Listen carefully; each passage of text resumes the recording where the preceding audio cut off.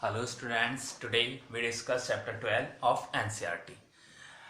Chapter name is algebraic expression. First of all we discuss algebraic expression. What is the algebraic expression? Algebraic expression क्या होता है पहले हम ये discuss करेंगे. तो algebraic expressions आज तक हमने किया था कोई भी जो addition subtraction multiply divide it means इन्हें क्या बोला जाता है ऑपरेशन. जितने भी ऑपरेशंस किए थे वो किए थे हमने किसी नंबर्स पे. अब हम जो ऑपरेशंस करेंगे with the variable and constant. तो algebraic expression are any operation with the constant and variable. Variable and constant के साथ जो भी ऑपरेशन किए जाते हैं वो कहलाती है अलजेब्रा. अब बट बात आती है कि वेरिएबल क्या होते हैं, कांस्टेंट क्या होते हैं, कोएफिशिएंट क्या होते हैं. वेरिएबल मीन्स होता है जब किसी की वैल्यू फिक्स नहीं होती वो कहलाते हैं variable. Variable variable means x y z जितने भी अल्फाबेट्स हम रिप्रेजेंट करते हैं वो कहलाते हैं वेरिएबल. वेरिएबल क्यों यूज किया जाता है? क्योंकि जब हम कोई कैलकुलेशन करते हैं तो जब वैल्यू फिक्स नहीं होती इट मीन्स चेंजेस होती रहती है तो उसे बोला जाता है वेरिएबल. वेरिएबल को हम रिप्रेजेंट करते हैं किसी भी अल्फाबेट से. तो any alphabet we represent the variable. और जब वैल्यू फिक्स्ड होती है उन्हें बोला जाता है कांस्टेंट. जिसकी वैल्यू फिक्स्ड होती है वो कहलाते हैं constant. Constants are numbers 2, 3, -7, -6/4 are numbers. ये जितने भी नंबर्स हैं वो कहलाते हैं कांस्टेंट. तो जो फिक्स नंबर है 2 की वैल्यू 2 ही होगी, चेंजेस नहीं होती, 2 की वैल्यू 2 ही रहती है, 3 की वैल्यू 3 ही रहती है, तो उन्हें हम क्या बोलते हैं कांस्टेंट. तो जो फिक्स नंबर है उन्हें बोला जाता है कांस्टेंट. जो फिक्स नंबर नहीं है जिनकी वैल्यू चेंजेस हो सकती है किसी भी टाइम, ठीक है, किसी भी कंडीशन के अकॉर्डिंग. कंडीशन के अकॉर्डिंग हम वैल्यू चेंजेस कर सकते हैं वो कहलाते हैं वेरिएबल. तो उनको रिप्रेजेंट करते हैं अल्फाबेट से. अब आती है बात कोएफिशिएंट की.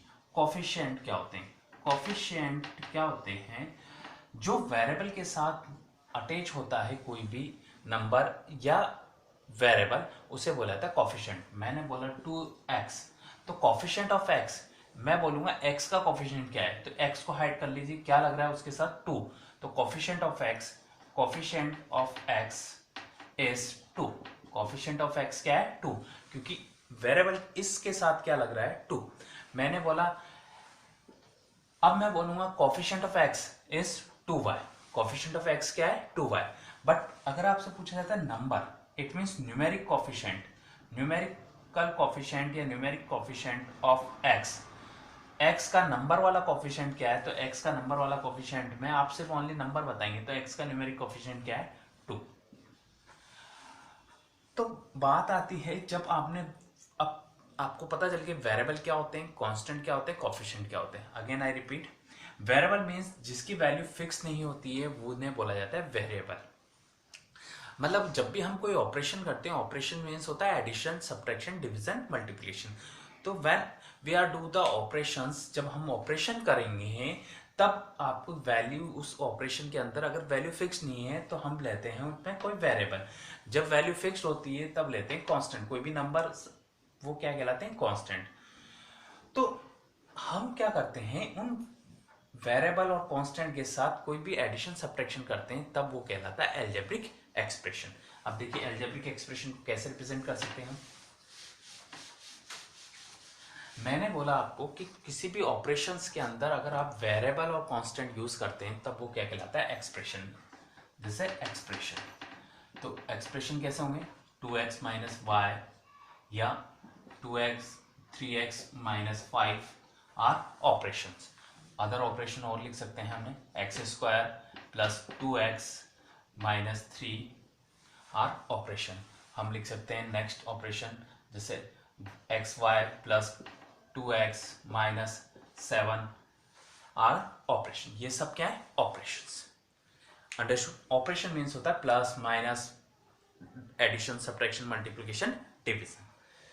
अब देखते हैं इसके आगे फर्दर. तो एक्सप्रेशन आपको समझ में आ गया होगा किस तरह से. एक्सप्रेशन क्या होता है? एक्सप्रेशन डिवाइड होता है टर्म्स में और टर्म्स डिवाइड होती है फैक्टर्स में. एक एक्सप्रेशन डिवाइड होता है टर्म्स में, जैसे कि मैंने एक एक्सप्रेशन लिखा 3x - 7. दिस है एक्सप्रेशन. इसे क्या बोलेंगे? एक्सप्रेशन. एक्सप्रेशन डिवाइड होगा टर्म्स में. टर्म्स डिवाइड कैसे होती है? दिस है फर्स्ट टर्म, ये कहलाती है फर्स्ट टर्म.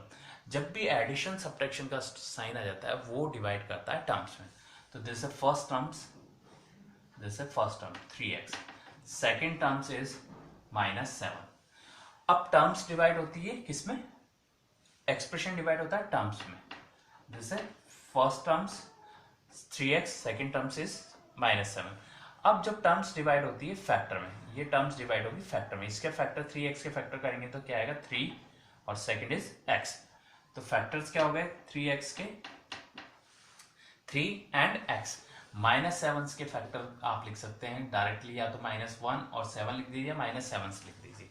तो हमेशा जो एक्सप्रेशन होता है टर्म्स में डिवाइड होता है, टर्म्स किस में डिवाइड होती है, फैक्टर में। ठीक है, टर्म्स को हम किससे डिवाइड करते हैं, फैक्टर्स में। इसको बोला जाता है फैक्टर ट्री। जब हम फैक्टर्स की फॉर्म में रिप्रेजेंट करते हैं किसी भी एक्सप्रेशन को तो वो कहलाता है फैक्टर ट्री।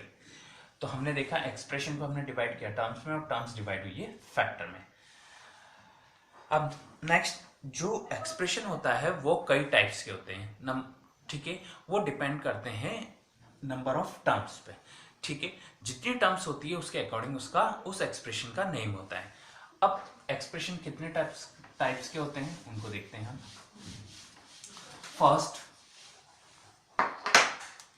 तो फर्स्ट जो एक्सप्रेशन है उसको हम 4 पार्ट्स में डिवाइड कर सकते हैं। First monomials, second binomial, third trinomials and fourth polynomials. अब देखिए monomials, binomials, trinomials and polynomials. Monomials कब होता है, ओनली एक्सप्रेशन में ओनली वन टर्म है। ठीक है, ओनली वन टर्म है, तब क्या कहलाएगा ये मोनोमियल। वन टर्म कैसे हो सकती है, जैसे कि एग्जांपल 2x, ओनली 2x आ गया, या ओनली x आ गया, या ओनली x² आ गया, तब वो कौन सी कहलाती है, ओनली सिंगल टर्म। तो ऐसे एक्सप्रेशन को हम बोलते हैं monomials.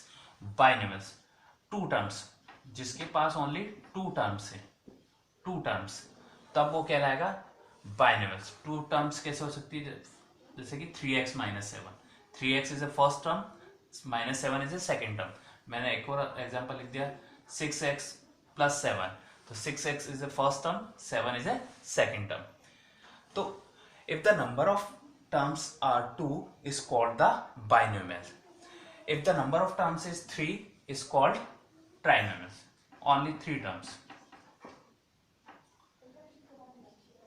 3 terms the trinomial. For example 3x² plus 6x minus 9. 3x² plus 6x minus 9. देखिए 3 टर्म्स है, फर्स्ट 3x² प्लस साइन आ गया, सेकेंड टर्म 6x, फिर माइनस साइन आ गया, तो this is third term. Third terms, तो अगर टोटल 3 टर्म्स है तब वो कहलाता है ट्राइनोमियल्स। अब जनरली हम क्या करते हैं, 3 टर्म से ऊपर के नेम नहीं देते हैं, तो 3 टर्म से जब भी ऊपर आती है जनरली हम उसे बोल देते हैं polynomials. If the more than 3 terms we call the polynomial. वैसे तो आप 3 टर्म्स तक की इसको भी पॉलिनोमियल्स बोल सकते हैं, मोनोमियल्स को बाइनोमियल्स, ट्राइनोमियल, पर जब ओनली वन टर्म होती है तो इसका स्पेसिफिक नेम हो जाता है, क्या हो जाता है, मोनोमियल्स। 2 टर्म्स होती है तो बाइनोमियल, 3 टर्म्स होती है तो trinomial, and more than 3 terms we call the polynomials. तो 3 टर्म्स से ज्यादा होगी तो हम क्या बोल देंगे उसको, पॉलिनोमियल। जैसे कि x³ plus x² 2x² plus x 4x plus 9, this है example of polynomial. More than 3 terms है, first term, second term, third term and then fourth term. तो हमने देखा टर्म्स के अकॉर्डिंग इन एक्सप्रेशन के पर्टिकुलर नेम होते हैं। उन एक्सप्रेशंस को हम डिवाइड कर सकते हैं monomials, binomial, trinomials and polynomials में।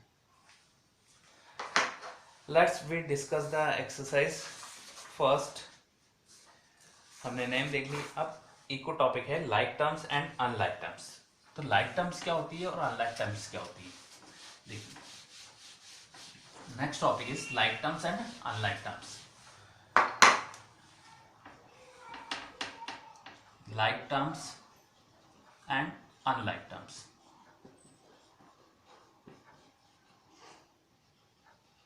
like terms का मतलब है उनके वेरिएबल सेम होने चाहिए। मैंने लिखा यहाँ एक्स माइनस वाई,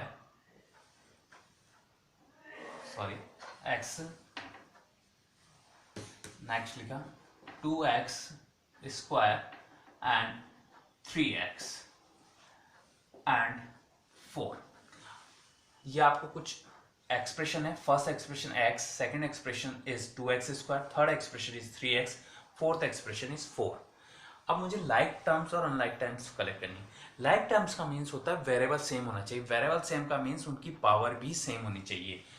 कोफिशिएंट कुछ भी हो, यहाँ x का कोफिशिएंट है 1 और x वेरिएबल है, इसकी पावर 1 है।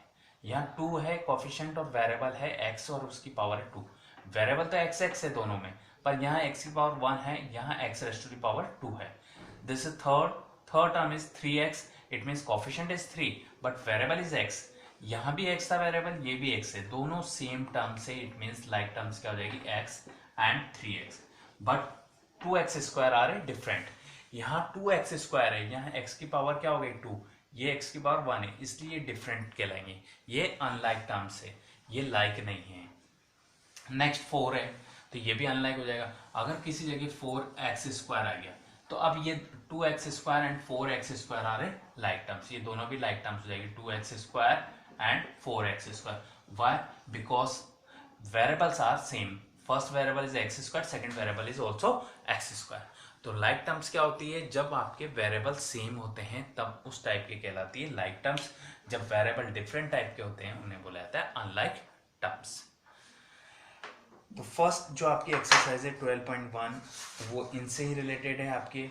आपको नंबर ऑफ टर्म्स फाइंड करनी है। पहले उसके अकॉर्डिंग आपको उसका नेम देना है कि ये पॉलिनोमियल है, बाइनोमियल है, ट्राइनोमियल है, और कुछ एक्सप्रेशंस आपको कंक्लूड करने हैं। उनके अकॉर्डिंग आपको ये बताना है कि ये टर्म्स की इनमें वेरिएबल क्या है, कांस्टेंट क्या है, कोफिशिएंट क्या है।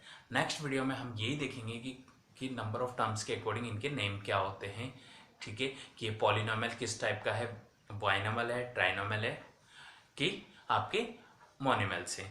नेक्स्ट और देखेंगे हम क्वेश्चन किस तरीके से एक्सप्रेशन फॉर्म्ड होते हैं। थैंक्स।